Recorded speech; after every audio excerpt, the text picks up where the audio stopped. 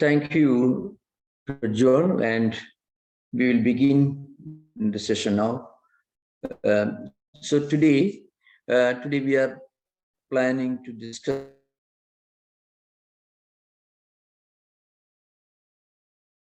from Rigveda Samhita.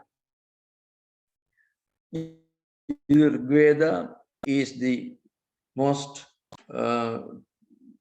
ancient recorded document of spirituality and philosophy in human history. It goes back to at least 3rd or 4th millennium BC. There are different conflicting opinions about its antiquity, but that's not the subject of discussion right now in front of us.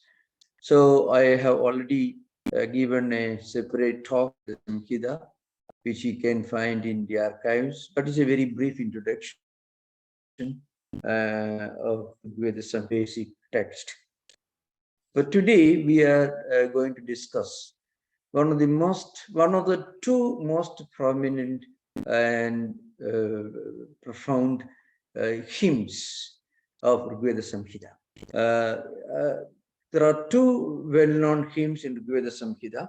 I would say what is a hymn? It's called Suktam in Sanskrit. So the Rigveda Samhita is divided into 10 separate sections called mandalas. This is one way of counting. In the more traditional way of counting is in terms of Ashtaka, which is a slightly more complicated and more confined to certain parts of India, including the place I'm coming from. But anyway, this particular division is based on the popular printed available published books called a mandala. Mandala means a section. So Rigveda Samhita is divided into 10 mandalas. Each mandala has got a number of hymns. A hymn has got several verses, each verse with 4 lines in different meters. So, and each verse is called a.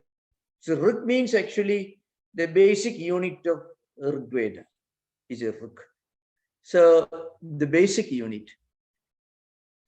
So in other words, of course, a single verse itself can have more than one Rig. So we are now going to discuss the 90th Suktam of Rigveda Samhita. It is the 90th Suktam in and it appears as 19th Khanda, 6th Suktam in Atharvaveda. So one speciality of what we are going to discuss is called Purusha Suktam. So Purusha means not, if you look at the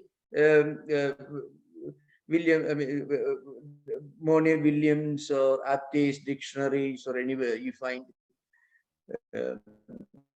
Purusha means a male human being. That's one meaning. But that is not the philosophical or scriptural meaning of Purusha. Purusha, in short, in plain English, it means one supreme reality which remains enshrined within the human system. So it's Atman. So Puri Sheti iti Purusha. Purnatvat Purusha. There are two definitions that is found in Shankaracharya's commentaries. So innumerable definitions are there. So one is Puri Sheti iti Purusha. Puri means a city. That's a popular meaning in Sanskrit lexicon. Puri means a city. Now, this body is often characterized as a city with 9 gates opening to the outside world. So what are the 9 gates? You can see 2 eyes, 2 nostrils, mouth, 2 ears, and 2 other openings in the lower part of the human body structure. So these are the 9 openings. So this human body is compared uh, a city with 9 gates opening to the outside. So Navadware Pure Dihi, Naiva Kurvanna Kare, you find in Gita, Navadware Pure. In the city with 9 doors, Dwara means doors. So the Atman, the Jivatma, the individual soul, is staying, residing in this human body system, which is a city with 9 gates. So what does it mean? Purisheti Purusha. So somebody or something which is residing within, which is sleeping, which is existing within the body. So that should be other than the body. So when somebody tells you you are staying in a room, you are staying in a house, it means you are certainly different from the house, the building, the structure within which you are residing. So separateness from the from the house in which you are living, and the house, it's the fact that it's distinct from the one who is residing within. So like that, Purusha is somebody or something which is residing within the human body, which has got 9 gates, which is Atman, which other than body. So Sharirindriya Vitiriktam Atma, you find in the Bhashya literatures. Sharirindriya Vitiriktam. Vitiriktam means distinct and different, separated from the body, senses, mind complex. So that is the meaning of Purusha. And other only Purnatva Purusha. Purna means complete, full, by itself intrinsically complete and perfect and full. So this Atman is all-pervading. It is immanent, residing within everything. It is also transcendental. So all these are implied when you use the word Purusha. The word Purusha in any dictionary, as I mentioned earlier, it means Purusha means a male person. Stree is a female person. That's only very, very elementary meaning. That's the meaning that you find in literature, in Sanskrit dramas or novels. There's a novel in Sanskrit. I mean, I don't know how many of you remember the most ancient novel, creative fiction, in the form of a novel, was written in Sanskrit that belongs to between 4th and 6th century BC, called it is Mrit Shakatigam, by a writer called Sudraka. So it is in a way you can say it is a play and novel. So there are interesting characters in that: policeman, thief, king, trials. All you find in this 4th century, between 4th and 5th, 6th century, we see that particular creative fiction. So Sukta means a hymn. So, and this Purusha Suktam is found in all the four Vedas: Rig Veda, Yajurveda, Samaveda, and Atharva Veda. It is one of the very few Suktams which is found uniformly in all the four Vedas. It is, as I mentioned, it is 90th Sutta of the Rig Veda Samhita. Just 1 minute.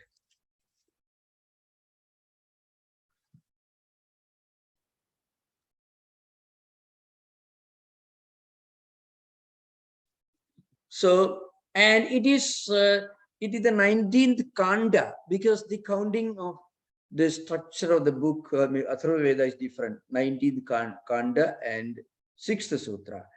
It is found as the 31st chapter in Yajurveda. And the Samaveda, which is more in the form of poetry or music, it's a musical structure. It is scattered in many, many places, but not in the compact form. So in a way, what is Purusha? The universal vision. You can see, if you remember the Gita lectures, we discussed this Vishwarupa Darshana Yoga in the Gita, means the universal vision of the supreme reality, the divine, that is the embodiment of everything, the vision of one in many and many in one, the supreme form the Lord revealed to Arjuna. You can find, in you I see creation of all gods and goddesses, the entire universe with all the multiple creations emerging, existing, and dissolving in you. I find all this. You find Arjuna is addressing Lord Krishna. So one important aspect of these Veda mantras, Vedic mantras, it has got three important aspects. One is Rishi, Chandas, and Devata. So you often find, before those of you who, at least some of you who are reciting Vedic mantras in the form of Gayatri or in the form of Sandhya Vandana, means morning and evening, you perform some rituals and prayers, Vedic prayers, you call it. So before you actually chant these Vedic mantras, you remember, you pay tributes, you pay obeisance, you show your indebtedness to the great sages of the past and the gods and goddesses to whom these prayers are addressed. And also you remember the particular meter in which that mantra is recited. It's called Rishi, Chanda, Chandas, and Devata. So Rishi means the sage, a particular saint or sage to whom this mantra was originally revealed. So for example, Vishwamitra is the Rishi, the sage associated with Gayatri mantra. Like that, you can find just an example. And Gayatri itself is the name of the meter in which Gayatri mantra is constructed, 24 letters. And Surya Savita means sun god, so to speak, is the deity. So each mantra has got these components. I mean, Rishi, Chandas, and Gayatri. And each of these four Vedas will be represented in a Vedic ritual by one prominent priest who must be a master of that particular Vedas, and also who must be familiar with the performance of all rituals performed according to the tradition of the specific mantra. Rigveda, for example, the priest who represents Rigveda in a Vedic ritual is called Hota. And the priest who represents Yajurveda is called Adharyu, and the priest who participates, who represents Samaveda is called Udgata, means you recite, you sing loudly. That's the meaning of it. And Atharvaveda is called Brahma. So all these four Vedas will be represented in a Vedic ritual. Some of these aspects are being discussed somewhat elaborately at the beginning of this series, and also when I was discussing all the four Vedas in some other sessions, which already you can find on YouTube. Yajurveda, Rigveda, Samaveda, Atharvaveda, we give separate lectures, introductory lectures on each of the four Vedas. Now, of course, there's one important thing. How do you know the meanings of the Vedas? That's one important question. Something that many people don't really understand is, the language of the Vedas, especially Rigveda, Samhita, is one of the oldest form of Sanskrit language. It is very irregular. It doesn't follow a specific pattern of grammatical rules and syntax and so on.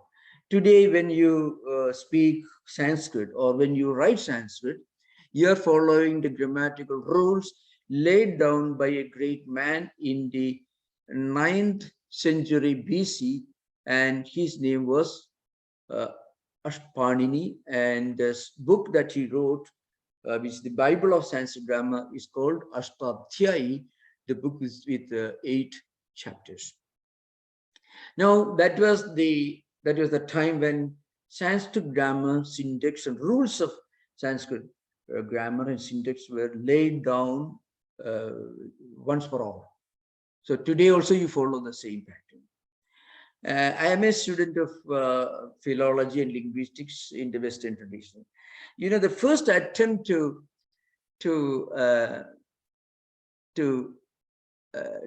define the universal pattern of English pronunciation was done by Daniel Jones, who wrote English Pronouncing Dictionary and English Pronunciation in the 1920s, 30s, by Daniel Jones and his commentator called A.G. Jimson. That is in 20th century.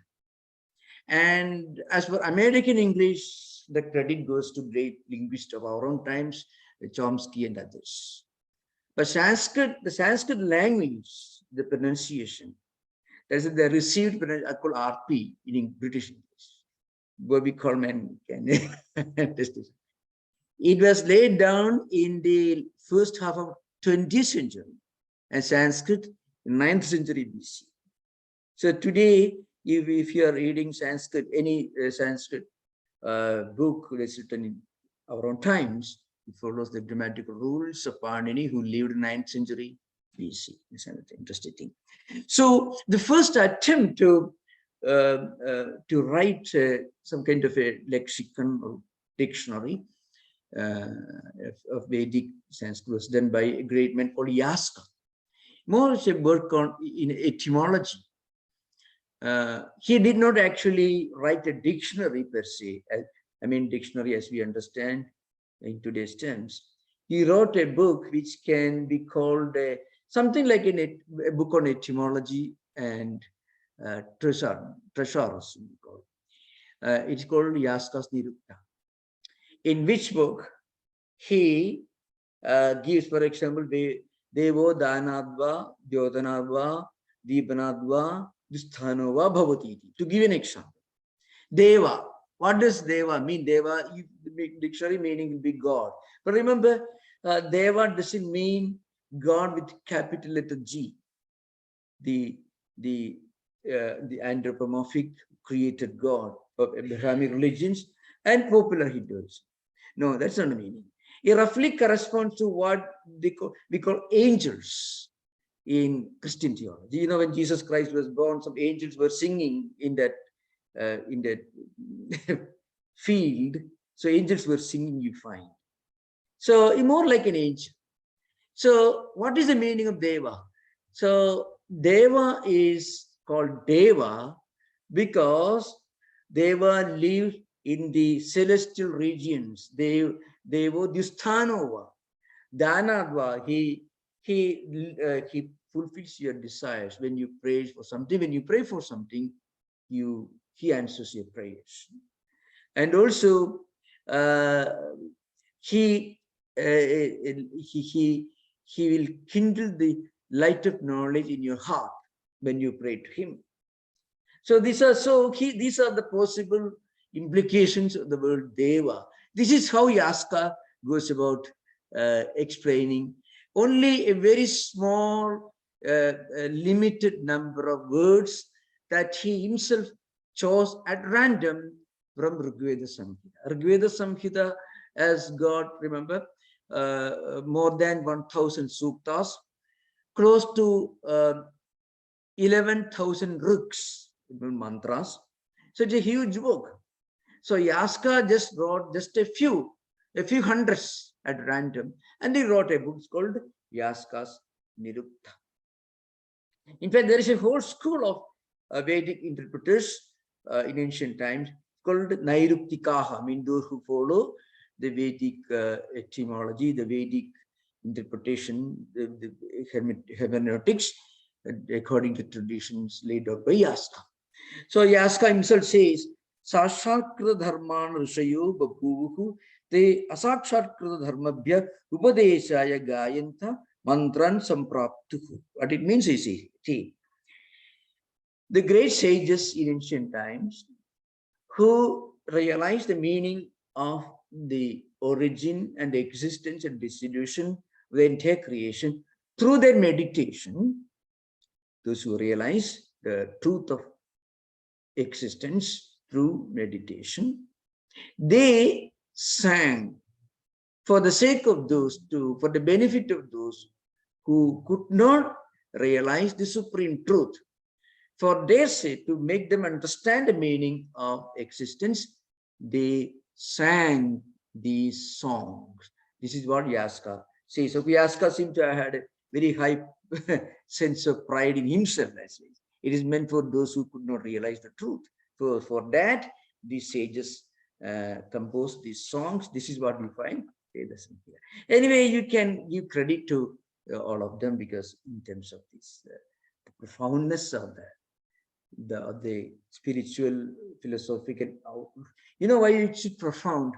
If you read the Veda, even translation, anyone who is not familiar with Sanskrit or not familiar with the traditional learning of Vedas, especially those who are in English-speaking world, I can only recommend a very famous book by Raymond Panikar, who wrote this well-known book, Vedic Experience. It is called, in fact, he was not satisfied with just giving an English. So he wrote a Mantra Manjari. So he was contented. He felt a kind of inner satisfaction only when he coined, no, not coined, it's a right Sanskrit word, Mantra Manjari. So which he wrote, which is a very famous book. It's called Vedic Experience. Raymond Panikar, who has studied the Vedas, who dedicated his entire life to the comparative study of Christianity, Christian mysticism, and Hindu mysticism, and also the study of the Vedas. He was I think he was of mixed parentage, part Indian and part Spanish. So you get his name, Raymond Panikar, very famous, most celebrated name.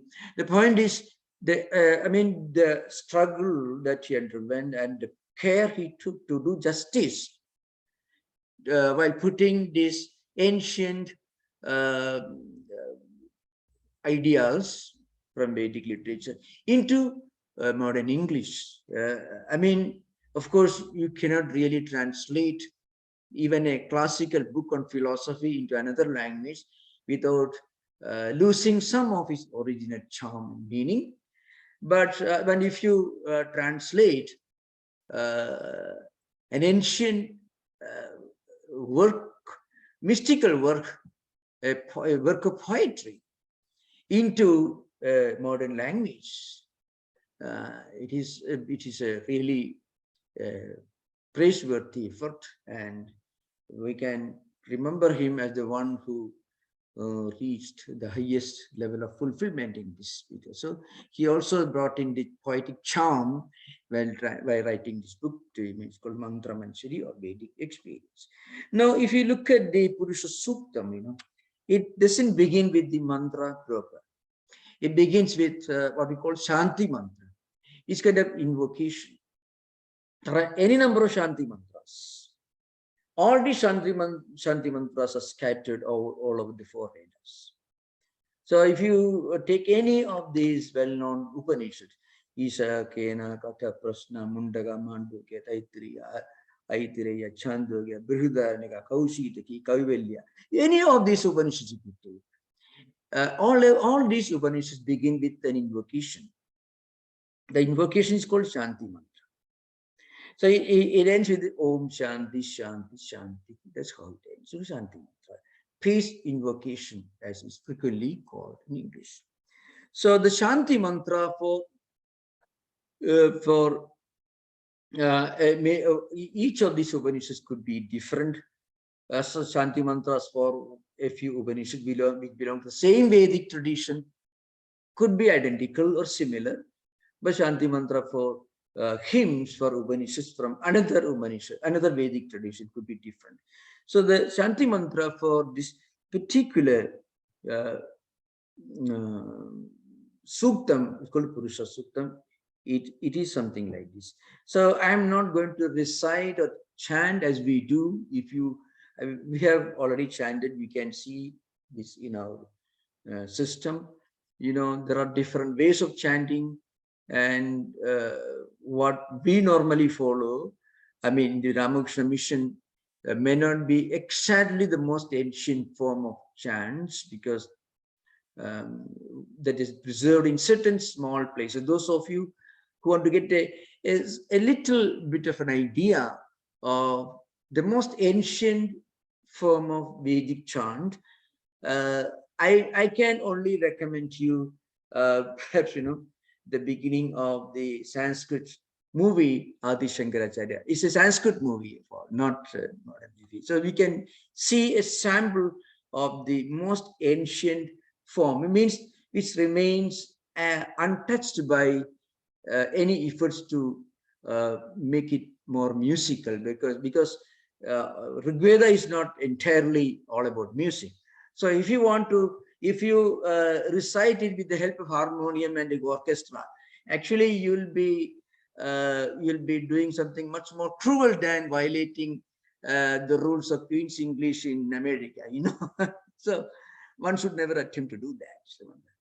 So the point is, one should not overdo trying to make Vedic chanting musical, because you will be moving far away from the original style of the Vedic sages.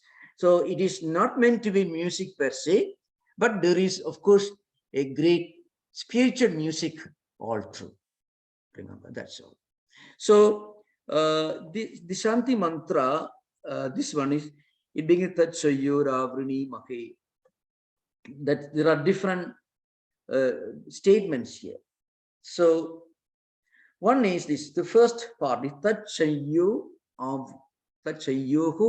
Avrini Make. That's what it means. So Tat Sham. Sham actually means something that helps you. It is called Mangala Karana, means Praptanam Rogadinam Upashamana Karanam. It is something that brings auspiciousness in your life, prosperity for those who are poor, knowledge for those who are looking for knowledge, fulfillment and satisfaction and contentment for those who are looking for contentment. So anything that brings auspiciousness, the Sham Karoti di Shankara. Shankara itself means somebody who brings auspiciousness, good prosperity in your life. So the point is, the meaning is, let us enjoy prosperity and auspiciousness in the present, in the future, and in the past. So actually it's enough, but they always include, you know, the implication is only in the present and in future, but Vedic interpreters include the past also, because you have done something inauspicious in the past and you are suffering on account of that. Let that suffering also be eradicated by this prayer. So it's a prayer to the Almighty God, which is manifesting, who's manifesting in the form of different deities, different divine beings everywhere. So let all of us enjoy happiness and auspiciousness by the grace of the Lord, in the simple plain English. Gatum Yajnaya. Now, Gatum means we are actually, we are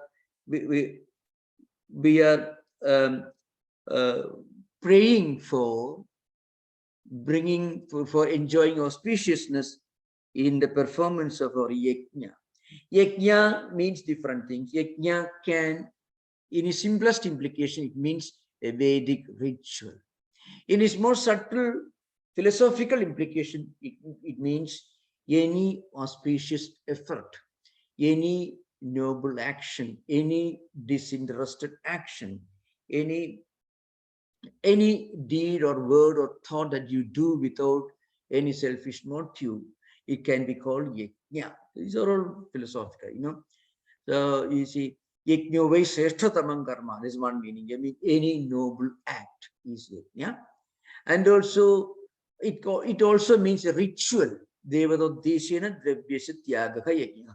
In different interpretative works of Vedic tradition, Katyayana Sutra Vyakhya and in the Vajasini Samhita, in all many on the commentaries, you find different meanings. One is a kind of ritual that is performed to please gods and goddesses. Remember, you can see the polytheism, mean belief and worship of different deities.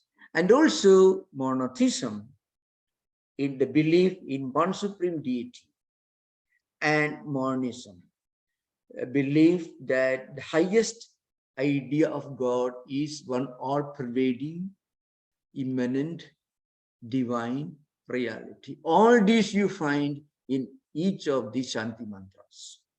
On the one hand, you find, let us get plenty of wealth, plenty of money, and lot of good people around, good family. So all these ordinary, very empirical, very worldly desires are placed before different deities, and the sage is praying for the fulfillment. Remember, all the mantras are not Advaitic or reflective of the highest mystical ideas, not at all. There are some of them are very, very worldly desires are placed before deity. That also you find in the Vedic mantras. Anyway, there's a different matter. So, Gatum Yajnaya, we are singing this hymn, these verses for pleasing different deities, different gods and goddesses, different manifestations of the divine spirit, which is found everywhere. Then Gatum Yajnapatiye, Yajnapatiye Gatum. Yajnapati. Yajnapati means, it's very interesting. So these are, if you look at the chanting style that you find in the Bay Area, it's very Tachayyoravrini Mahi Gatum Yajnaya Gatum Yajnapati. This is one style that you find very common everywhere, which is the most popular and most commonly frequently found style, which maybe some of you may be familiar. If you go to these temples, you can find. So Gadam Yajnapatai. So this is only Shanti mantra invocation, but I want to explain the Shanti mantra as thoroughly as time permits, because that will be a good beginning for introduction of this very, very important hymn. And remember, these are some of the most important mantras found in Rig-Veda Samhita. Two mantras which I'm planning to introduce. One is Purusha Suktam, the other one is Srishti Suktam or Nasadiya Suktam, which may be even more philosophical, but much shorter, which we'll discuss later. It also comes in the 10th mantra, Nasadiya Suktam, Nasadasi, no Sadasi. Na asadasit, no sat asit. I mean, in the beginning, there was neither existence, nor non-existence, nor anything that can be combined together. There was something which defies all human efforts to describe and explain. That is the supreme reality from which everything in this world has emerged. So in fact, it is much more profound, but it is shorter. This is a little longer than what we are discussing now. 16 mantras to find. And this is the invocation. So Gadam Yajnapati. So Yajnapati literally means Yajnanam Padi means the Lord, the overlord, the one who supervises everything. So here, Yajnapati means, it's it's called Yajamana, that's a technical word. So all the Vedic rituals were performed by priests for the prosperity of another person, mostly the king of the locality. So all these priests used to come together and perform these Vedic rituals. And the beneficiary of these performance of rituals was very often the king, or maybe a rich person who may not be proficient in performing these rituals himself. So he collects a lot of materials, human resources. It's a very expensive project.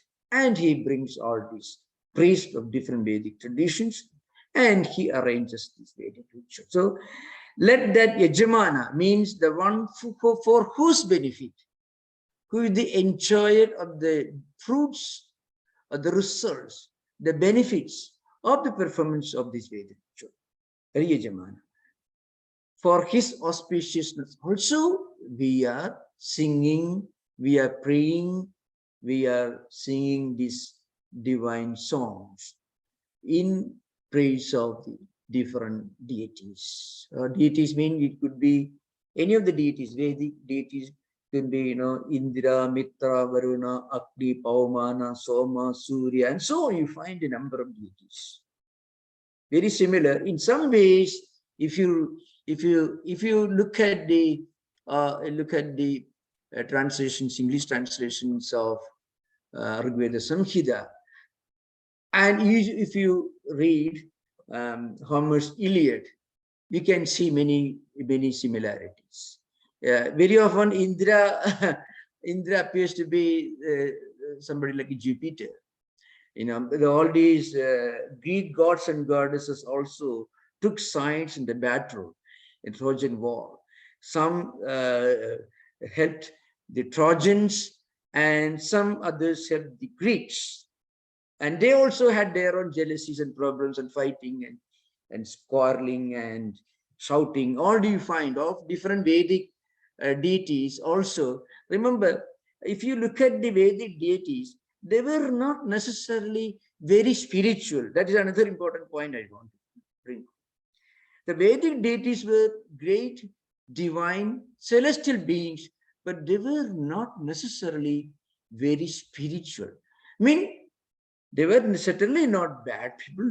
Angel devas themselves stood for the benefit, goodness, for the prosperity of everyone. But they were not like a Buddha or a Sri Ramakrishna or a Christ. They were not necessarily spiritually very enlightened, not all.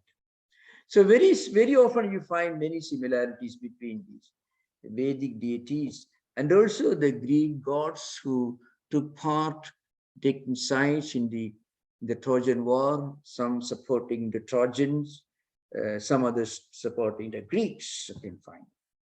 So Gatum Yajnapati, for the benefit, for the auspiciousness, for the prosperity of Yajnapati, Yajamana, for whose sake this ritual is being performed, for his prosperity. Also, we are singing, we are praying. Again, Devi Sostihi Astu Nah. Sosti Astu Nah. Devi Sostirastu Nah. Again, another one is say, and also let us all get the blessings of all these deities. Devi Sostirastu Nah. So Naha Sostihi Astu. Naha means in modern Sanskrit means Asmakam. For us. Sosti means auspiciousness, peace, happiness, prosperity. Many of you may not know that.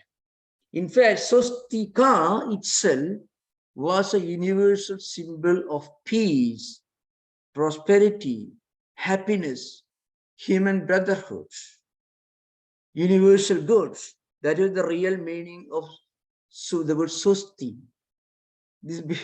Okay, to what extent it was hijacked and got a diabolical interpretation, meaning that's part of one of the darkest chapters of the history of modern civilization, which is something which I don't want to go into. But we should remember this Sosti. Sosti means prosperity, happiness, joy. It is an important symbol of Hindus, Buddhists, Jains, many of the ancient traditions.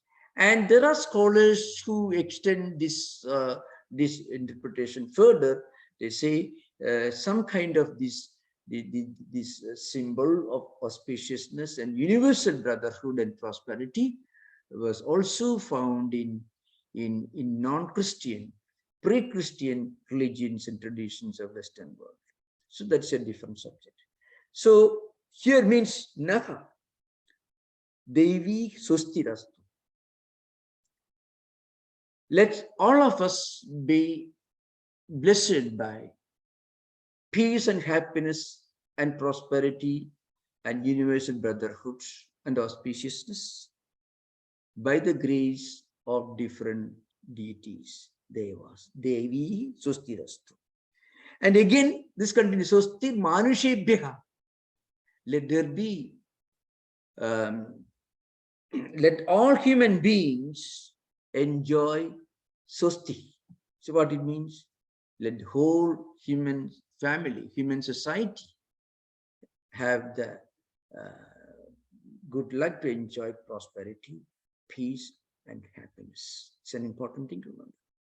I think whenever you come across people who have very wrong interpretation, which is a very recent origin, which is a very unfortunate history, which is actually terrible even to think of that.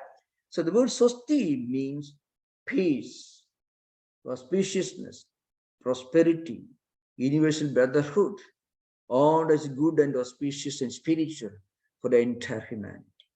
That's the meaning of Sosti.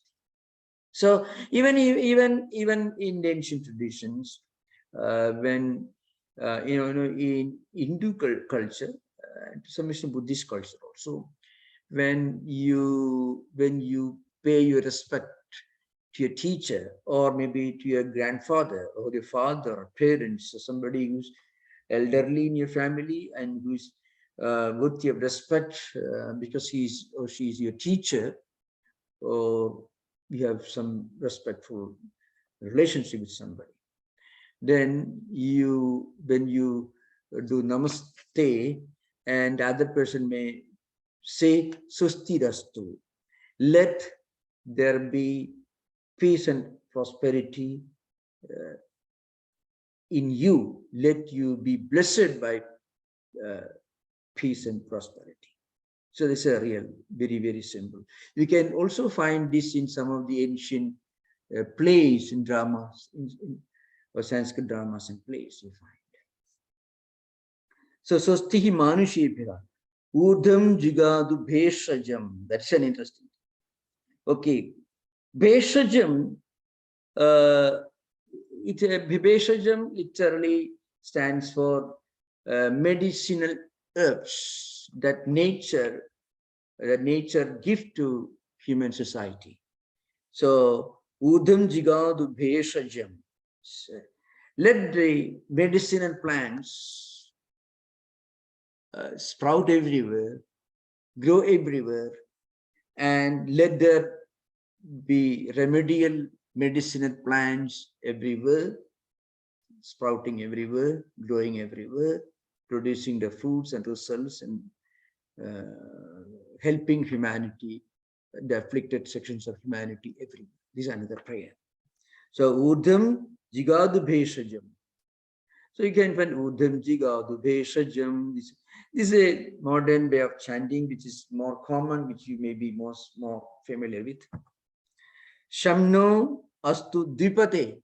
So Dipate means the bipeds, human beings, and also maybe there are other animals walk and live on two legs.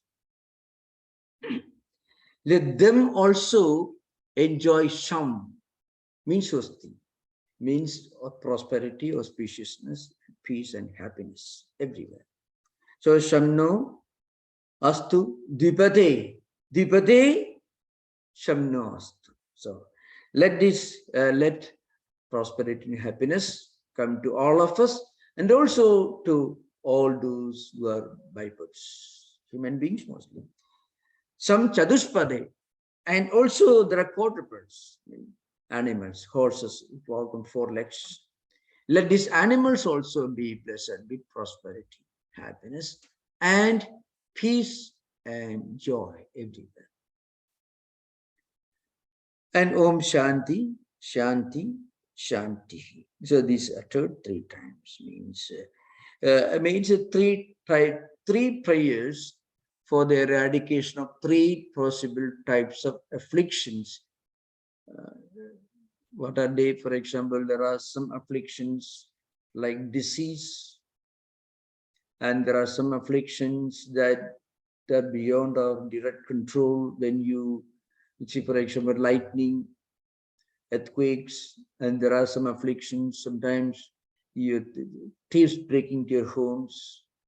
So some afflictions that link to our own physical body.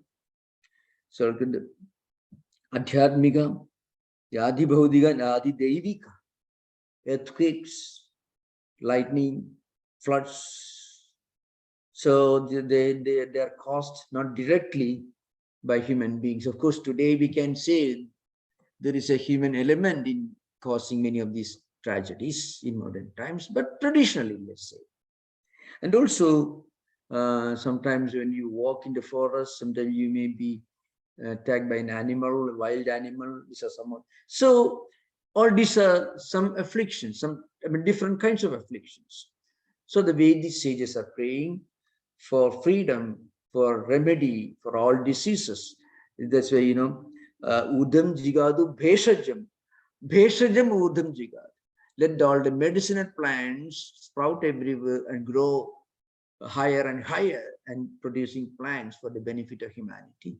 So also let there be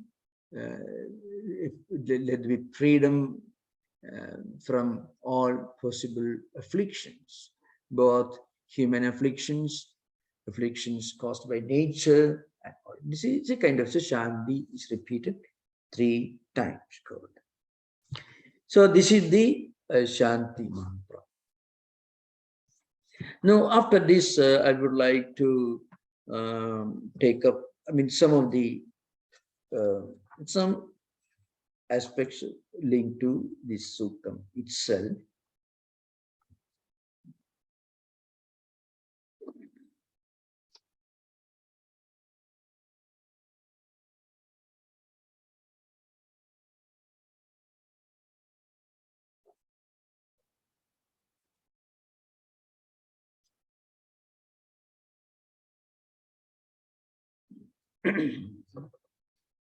So I would like to be as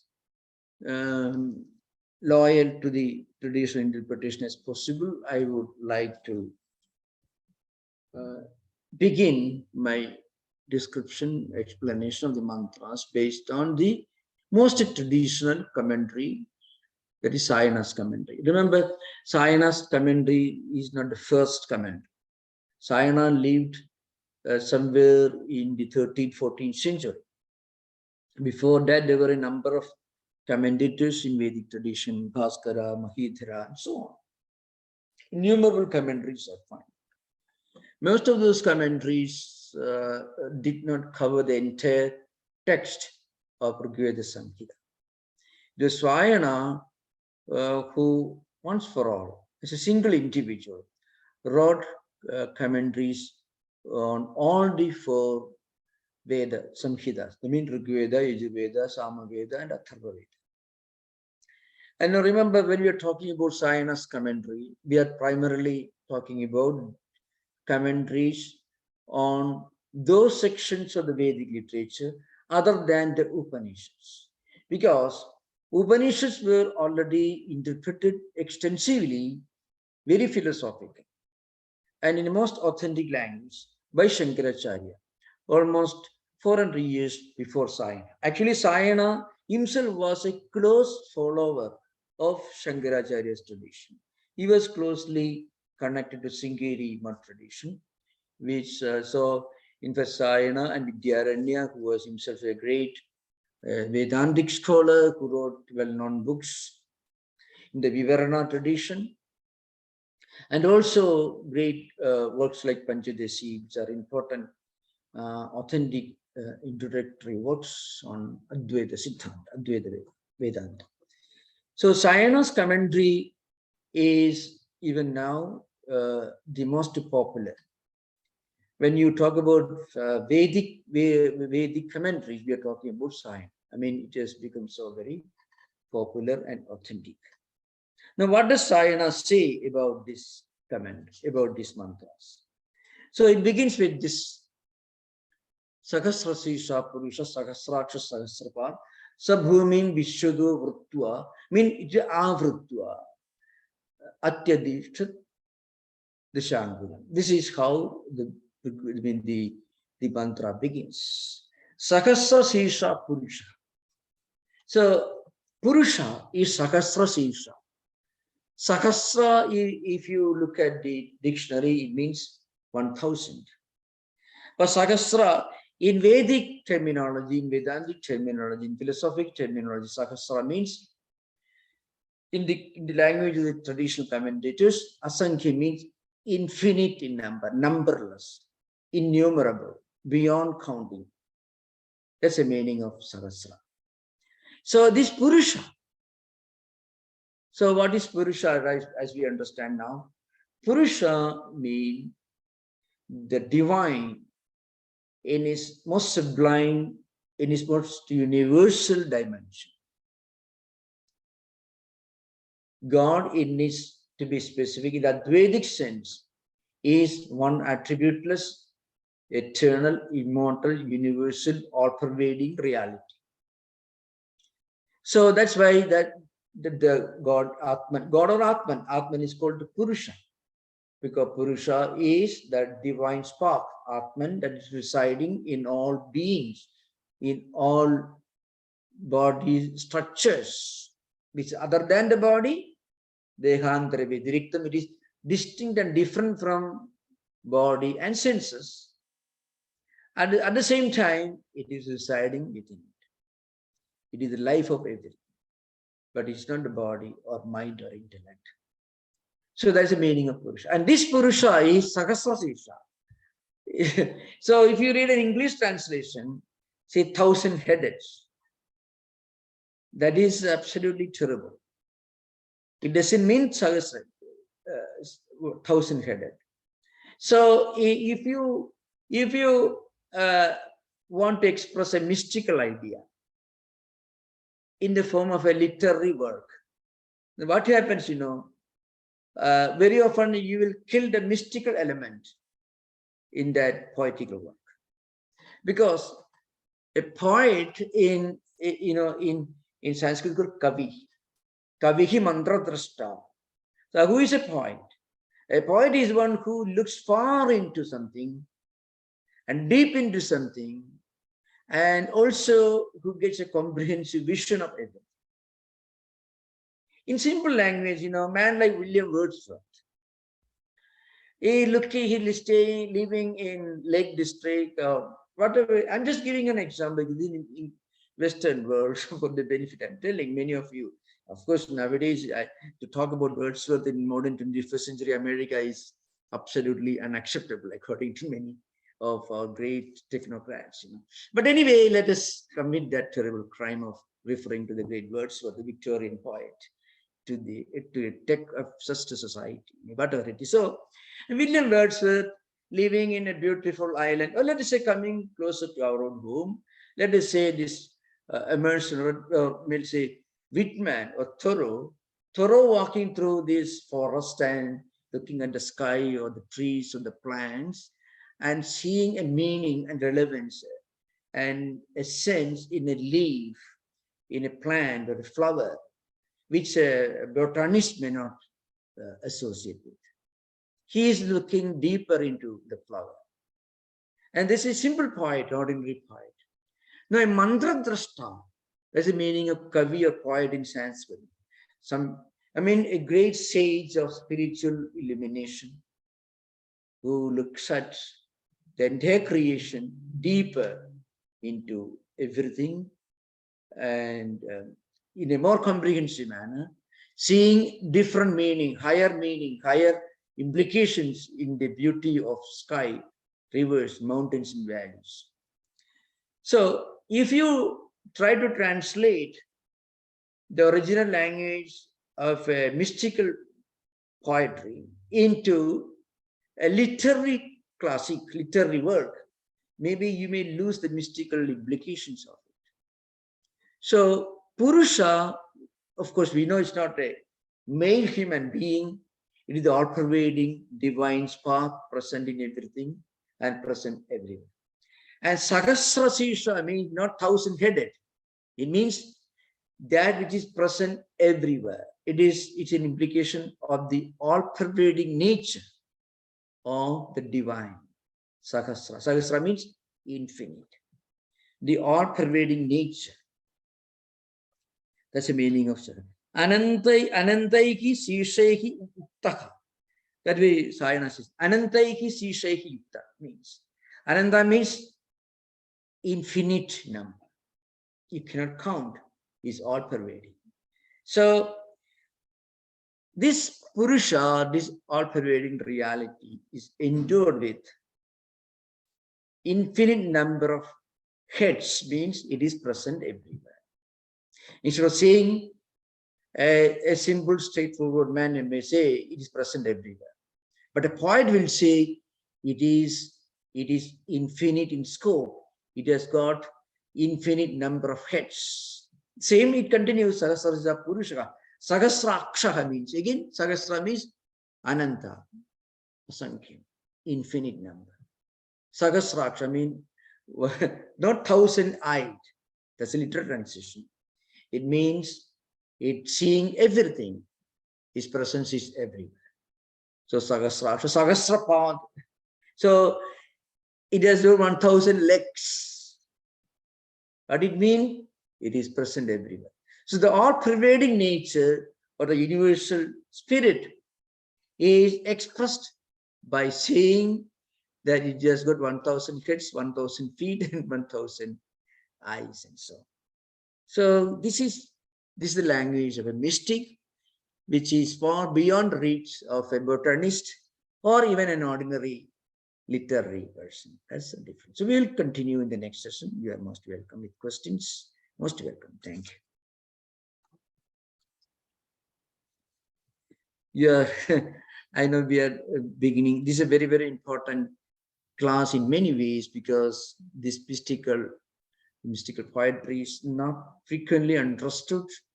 There are people who chant with great reverence and respect and sacredness, but if we can chant this with the full understanding, some understanding of the mystical implications of what we are chanting, will be wonderful. Thank you. Most welcome. With questions. Thank you, Maharaj. David, would you please ask your question first? Yeah. Hello, Swami. The question I have is, you said that all these writings are approximations, and yet when we look at the Mahabhagyas, or like when Sri Ramakrishna teaches that Rama and his name are different, how does one to understand those two juxtapositions? Rama and his name are not different.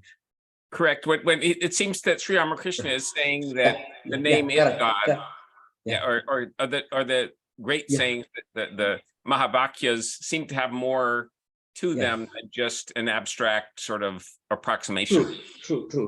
You know, that's true. Actually, the extent of the meaning that we associate with any mantra, any statement, depends not just on the word itself, but also with what attitude, with what level of spiritual fitness we are reading. This is an important thing. So often we can imbibe only that much of meaning for which we are spiritually and intellectually ready for. So I often give the example. I cannot give a better example. See, Max Muller, he started he started his work, study the Vedas and editing and all that.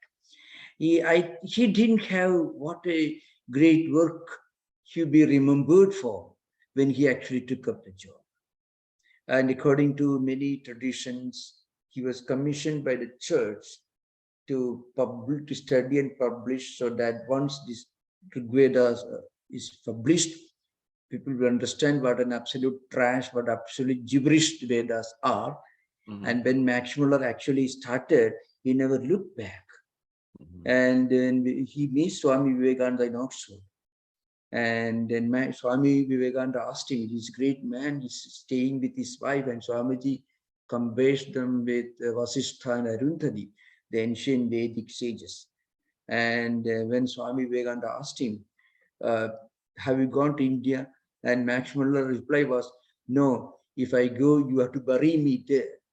That was his response. And Paul Deussen was one who went to India. Remember, if you look at some of the comments, some of the statements in the comment section of my classes on the Veda, there are people who write all kinds of absolute trash about Max Muller, because they only understand him on the basis of what intention he had when he actually started the work.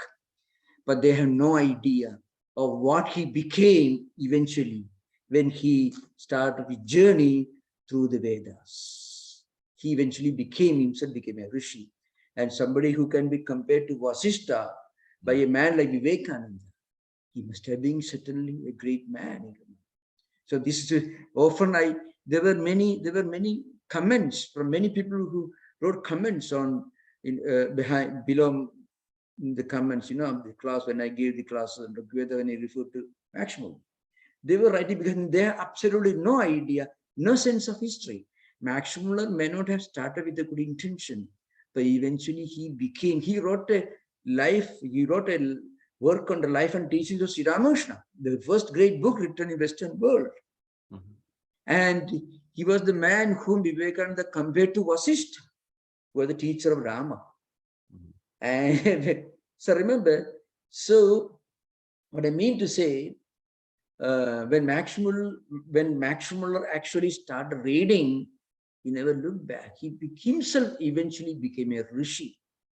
So it depends upon with what mind, with what attitude we approach a great work. This is very important, remember.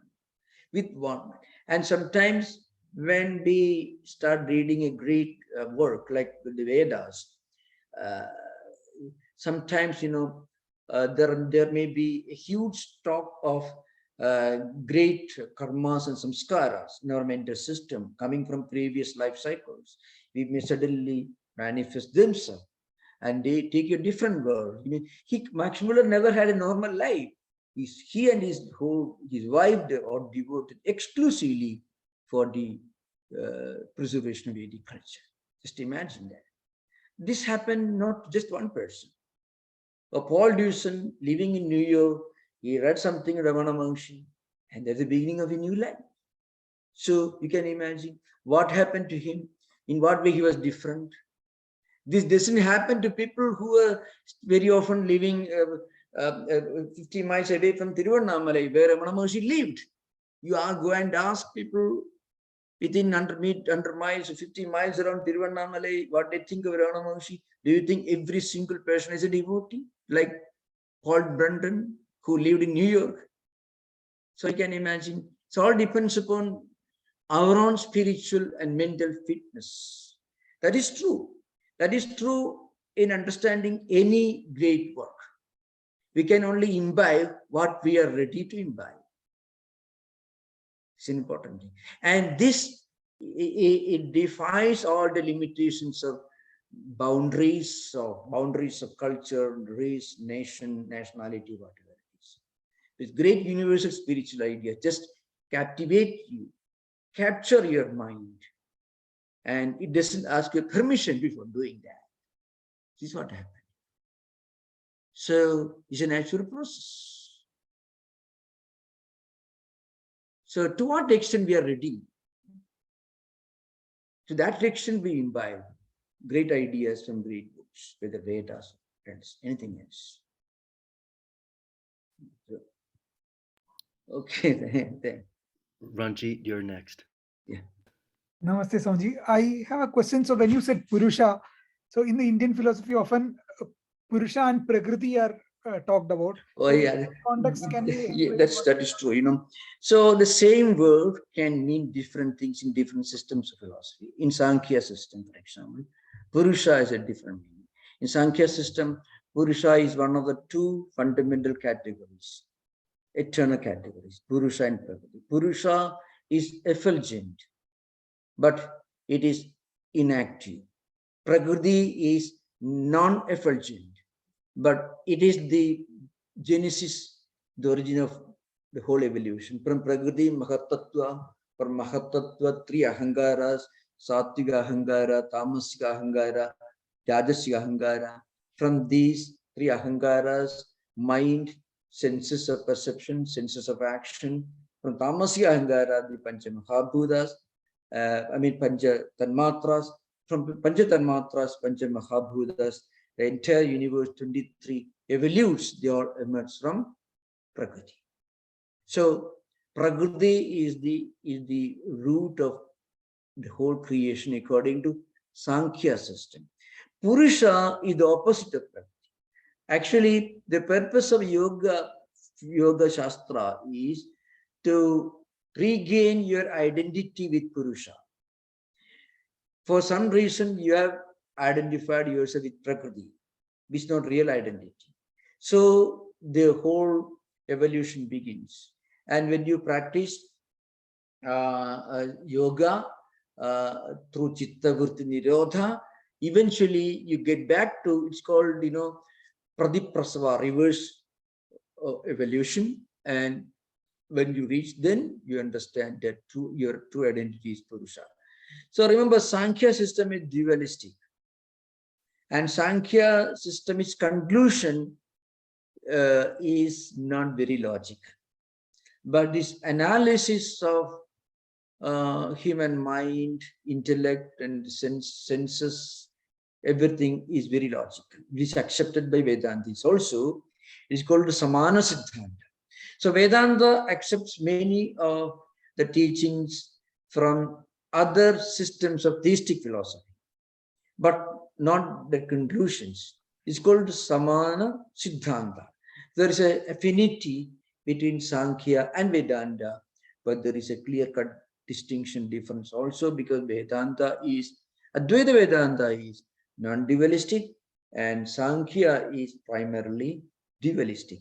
In Shankaracharya's works, wherever you find Dvaita is referring to Sankhya system, which by implication includes yoga also. So that Purusha should not be confused with the Purusha of Purusha Sutta. Totally different. Okay. Yeah. Jaya Krishnan. Yeah. Namaste, Swamiji. Namaste. So you had mentioned there are 8 Ashtakas, and I had heard about 10 mandalas of Rigveda before, but not Yeah. Ashtakas.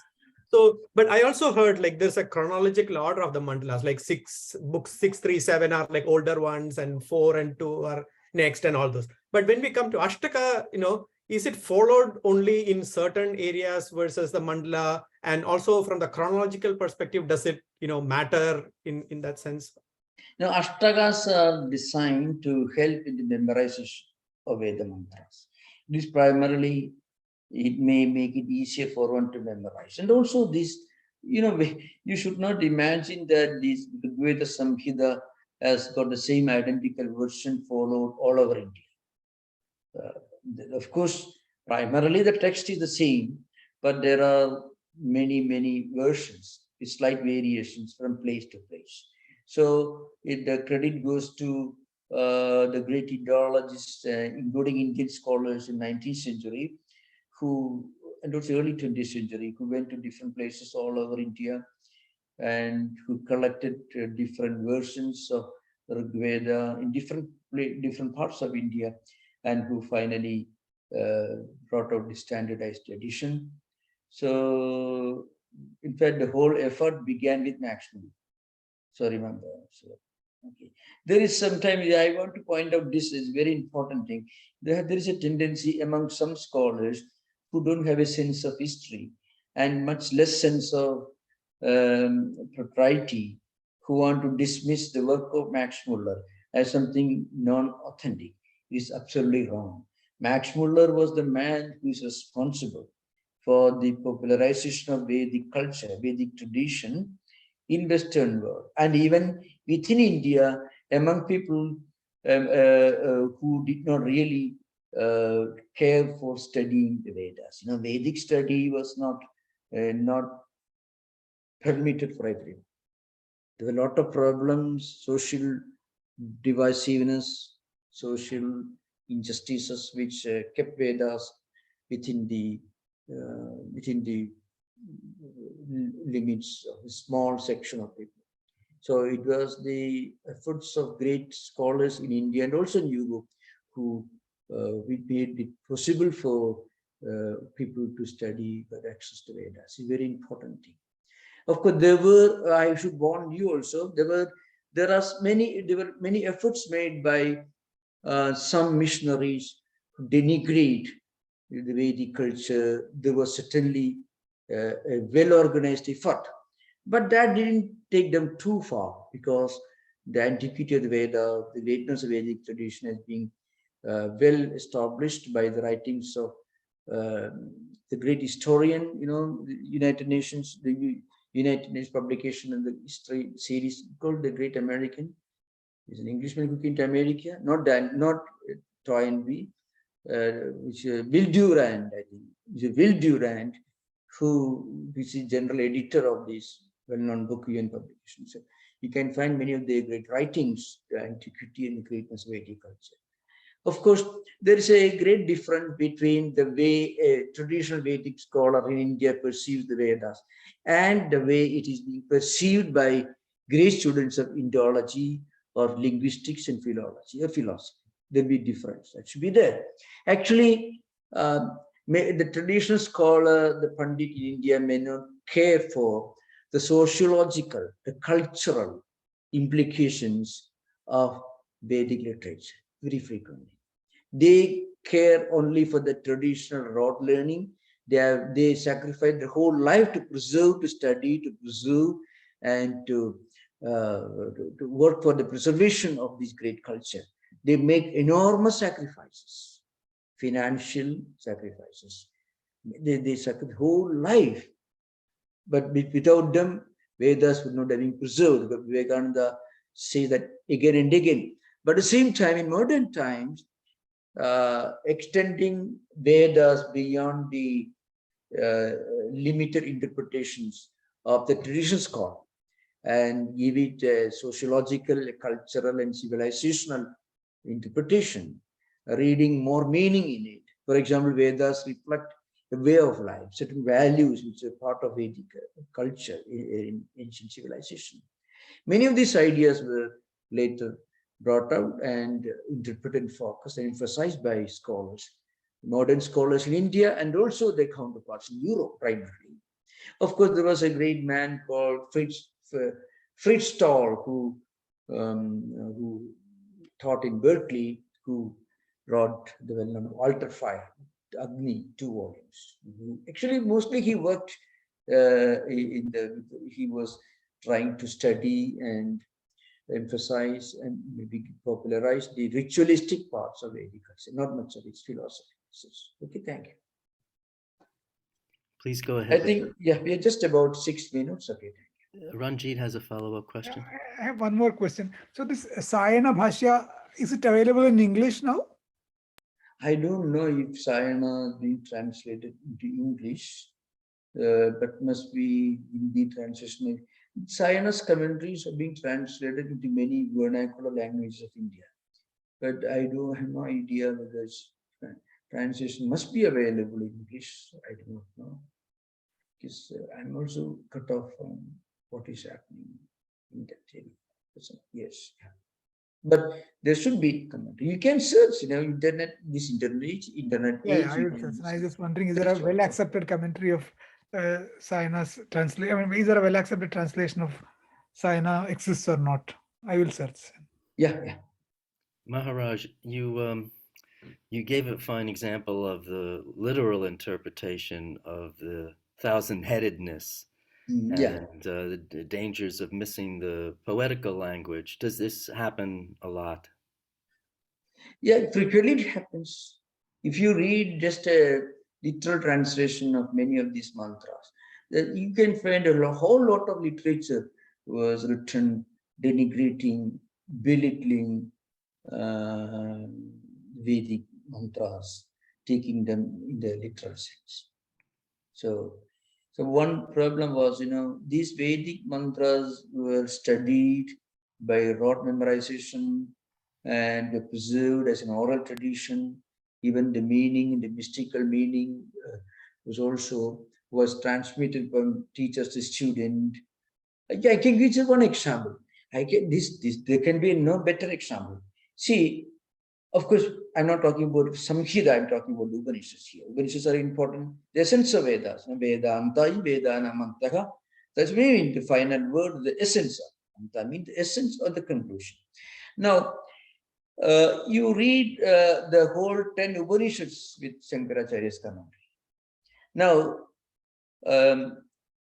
all these 10 Upanishads represent collectively the 4 Vedas: Rigveda, Yajurveda, Samveda, Atharvaveda. Now, these mantras, some of these mantras were interpreted by non-Advaitic scholars before Shankaracharya, Mahidra and others. They interpreted only in a very ritualistic sense. The philosophy is exclusively a contribution of Shankaracharya.